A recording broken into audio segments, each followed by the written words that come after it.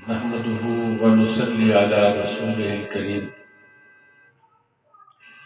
آج ایک ساتھی نے سوال پوچھا ہے کہ اگر کوئی آدمی فرض نماز کے اندر قاعدہ اولا بھول جائے تو اس کا کیا حکم ہے؟ اس کا حکم یہ ہے کہ وہ دیکھا یہ جائے گا کہ وہ بیٹھنے کے زیادہ قریب ہے یا کھڑے ہونے کے زیادہ قریب ہے۔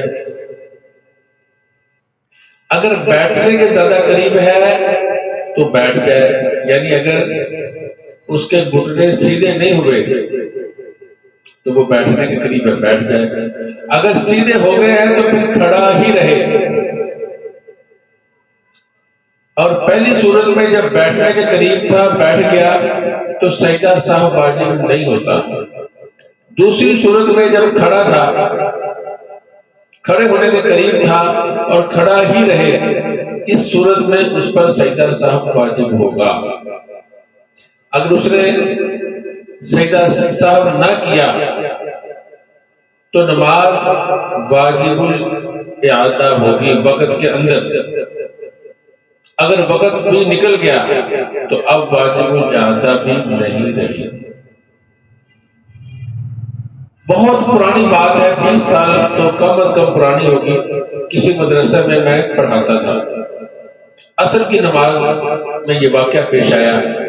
امام صاحب سے غلطی ہوگی، لوگوں نے کہا دوبارہ پڑھاؤ، دوبارہ پڑھائی، پھر غلطی ہوگی، دوبارہ پڑھاؤ، پھر پڑھائی، تیسری دفعہ پھر غلطی ہوگی، پھر پڑھاؤ۔ امام صاحب بیچارے ڈوب چکے تھے، 3 دفعہ تو ہو گیا، چوتھی دفعہ ادھر مغرب کا وقت بھی قریب ہونے والا ہے، چوتھی دفعہ پھر ان سے یہ غلطی ہو گئی۔ انہوں نے بیٹھنا تھا، قاعدہ اولا چھوڑ کے کھڑے ہو گئے اور گھبرا کر جلدی پھر بیٹھ گئے، مکمل کھڑے ہو گئے۔ میں نے بتایا جب کھڑے ہو جائے پھر واپس نہیں آنا چاہیے، سجدہ سہو واجب ہوگا، اس کو سجدہ سہو کر لے، نماز مکمل ہو جائے۔ مگر وہ گھبرا کر پھر بیٹھ گئے۔ تو جب سلام پھیرا تو لوگوں نے کہا پھر نماز پڑھو۔ بڑے بڑے اساتذہ موجود تھے، میں اس وقت ابھی نوجوان تھا اور داڑھی بھی اتنی زیادہ واضح نہیں ہوئی تھی۔ میں نے جب دیکھا کہ اب بولنا ضروری ہو گیا، اگر میں نہ بولا تو نماز پہ نماز پڑھتے رہیں گے، میں نے ان سے کہا نماز ہو گئی۔ لوگوں نے کہا یہ چھوٹا طالب علم ہے، اس کو کیا پتا۔ پھر طالب علموں نے بتایا کہ یہ بھی استاد ہے، یہاں کے بڑے اساتذہ میں ہیں۔ مگر اس وقت تو خاموش ہو گئے، بعد میں بہت طوفان برپا ہوا۔ کسی نے کہا کہ میرا بھائی جامعہ اشرفیہ میں مفتی ہے، اس نے کہا تھا نماز نہیں ہوتی۔ کسی نے شیخ الحدیث صاحب کا حوالہ دیا، کسی نے کسی کا حوالہ دیا۔ میں نے ان سب کو ایک ہی جواب دیا کہ یہ وہ کہتے تھے فرض کو چھوڑ کر واجب کی طرف آئے ہیں، اس لیے نماز فاسد ہوگی۔ میں نے اس کو کہا کہ یہ واجب کی طرف آنا یہ اصلاح کے لیے ہے۔ خیر اس وقت کچھ خاموشی طاری ہوگی، پھر بعد میں بڑے بڑے اساتذہ کے پاس بات گئی، انہوں نے بھی میری اس بات کو رد کیا۔ پھر میں نے بڑی کتابوں کے حوالے دیے، اس لیے کہ جو چھوٹی کتابیں مدارس میں پڑھائی جاتی ہے ان میں یہی لکھا ہوا ہے کہ نماز فاسد ہو جاتی ہے اور یہی صحیح ہے۔ کہیں لکھا ہوا بہول اصح، یہ زیادہ صحیح یہی ہے، مگر صحیح مسئلہ یہ ہے کہ نماز اگر واپس آ گیا تو نماز پھر بھی فاسد نہیں ہوگی، آنا نہیں چاہیے۔ اگر آ گیا تو نماز پھر بھی فاسد نہیں ہوگی۔ بڑی کتابوں میں جن کا فتاوی شامیہ بھی شامل ہے ان میں بالکل صراحت کے ساتھ یہ مسئلہ لکھا ہوا ہے۔ یہ میرے ساتھ پیش آیا تھا اور اس وقت بہت سخت رد عمل آیا تھا، جیسے میں نے آپ کو کچھ اس کی جھلکیاں بتلائی ہیں۔ تو اس لیے آپ بھی اس مسئلے کو اچھی طرح سمجھ لیں، واپس آنا نہیں چاہیے۔ اگر کھڑا ہو گیا ہے واپس آنا نہیں چاہیے۔